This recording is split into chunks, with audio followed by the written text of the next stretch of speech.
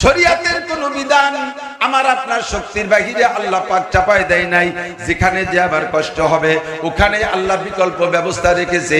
মাঝে মাঝে দেখবেন রাস্তায় যদি পুরাতন ব্রিজ যদি পুরন নষ্ট হয়ে যায়, ওই ব্রিজটারে ভাঙ্গে সংস্করণ করে, তখন ওই ব্রিজটারে ভাঙ্গে যখন কাজ চলে, ওই ব্রিজের উপার তো যাইতে হবে, মানুষ তো এপার পর্যন্ত থেমে থাকবে না, উপার যাইতে হবে। যাওয়ার জন্য রাস্তা বানায় দেয়, তার নাম বিকল্প সড়ক। আছে না নাই? বিকল্প সড়ক বানাইয়া দেয়, বিকল্প সড়ক দিয়ে যাওয়ার ব্যবস্থা আছে। আল্লাহ পাক বলেন শরীয়তের বিধিবিধান তোমার উপরে আমি ফরজ করেছি। যে জায়গায় যে তুমি দেখবা ভাঙ্গা ব্রিজ তোমার সাধ্যের বাহিরে কষ্ট মনে হচ্ছে, দেখো সে জায়গা আমি আল্লাহ পাক বিকল্প সড়ক ব্যবস্থা রেখেছি। তোমার নামাজ পড়তে ওযু লাগবে, বিনা ওযুতে নামাজ পড়া হারাম। ওযু ছাড়া পাক পবিত্র ছাড়া নামাজ পড়া যাবে না। কতক্ষণ ঠিক না? যত বড় শীত হোক না কেন পানিতে আপনাকে ওযু বানাইতে হবে। এখন আপনি বললেন আল্লাহ উলামায়ে কেরাম এবং তোমার কোরআনে যেভাবে বলছে লা তাকরাবুস সালাতা, তোমরা নামাজের কাছে যাবা না নাপাক অবস্থায়, আর নামাজ বিনা অপবিত্র অবস্থায় নামাজ পড়বা না। নামাজ পড়তে পবিত্রতা অর্জন করা লাগে, বিনা পবিত্রতায় নামাজ পড়বা না।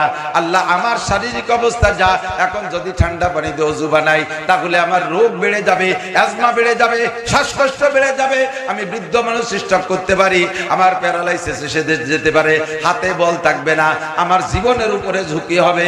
আল্লাহ আমি কি করতে পারি? আমার সামনে তো ভাঙ্গা ব্রিজ আইসে গেছে, আমি কি করব?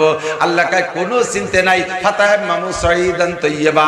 যদি তোমার শরীর এমন খারাপ হওয়ার ভয় থাকে, অথবা যদি তুমি ওযু বানানোর পানি না পাও, তাহলে তোমার জন্য বিকল্প সড়ক পাক মাটি দিয়ে তুমি তায়াম্মুম করে নামাজ পড়ে নাও। লা ইউকাল্লিফুল্লাহু নাফসান ইল্লা উসআহা। তোমার শক্তির বাহিরে কোনো হুকুম আমি দেই নাই। নামাজ ফরজ নামাজে 13টা ফরজ। কয়টা ফরজ? একটু বলেন ফরজ নামাজে কয় ফরজ? আরকান আহকাম 13 ফরজ। 13টা ফরজের ভিতরে একটা ফরজ হলো ফরজ নামাজ দাঁড়িয়ে পড়া ফরজ। ফরজ নামাজ দাঁড়িয়ে পড়া ফরজ। শক্তি থাকলে ফরজ নামাজ দাঁড়িয়ে পড়া ফরজ। আপনি শক্তি থাকা সত্ত্বেও যদি ফরজ নামাজ বসে পড়েন, একটা ফরজ তরক হয়ে গেছে, আর একটা ফরজ তরক হইল আপনার 12 ফরজে নামাজ ধরে রাখতে পারবে না, আপনার নামাজ বাতিল হয়ে যাবে।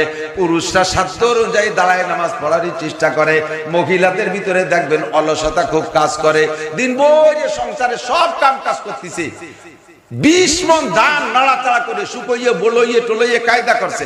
নামাজি মহিলা যখন জোহরের নামাজ পড়তে যায়, সেই সব আতা কাতা ছাড়ি দেয়, হাত পায়ে কোনো বল থাকে না, যে যায় নামাজে বসে নামাজ পড়ে। আবার নামাজ পড়ে যে উঠোনে নামিয়া সেই সাংসারিক কাজ সব করতে পারে, নামাজের ওই জায়গা গেলি বল থাকে না।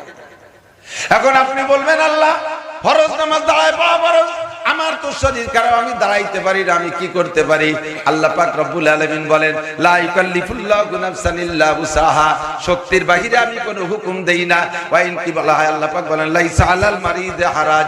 রোগীর জন্য কোনো মাসালা নাই, তুমি যা না পারো ওইটা তোমার পর চাপাই দেই নাই। দাঁড়াইতে পারো না তুমি বসে পড়ো, দাঁড়াইতে না পারো না চেয়ারে বসো, চেয়ারে বসতে না পারো নিচে বসো, যদি তাও বসতে না পারো তুমি শুয়ে শুয়ে নামাজ পড়ো, তবুও তোমার নামাজ পড়তে হবে। তোমার জন্য বিকল্প ব্যবস্থা রেখেছি। রব্বুল আলামিন আমাকে রমজানের রোজা রাখা, তুমি বলেছো আগের মানুষের উপরে ফরজ, তাহলে তো রমজান পেয়েছি, রোজা রাখতে হবে কিনা? আল্লাহ কয় ফামান শাহিদা মিনকুমুশ শাহরা ফালইয়াসুম।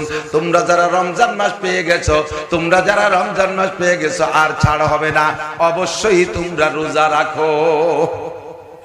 এই আয়াতের দ্বারা রোজা ফরজ হয়েছে আমর।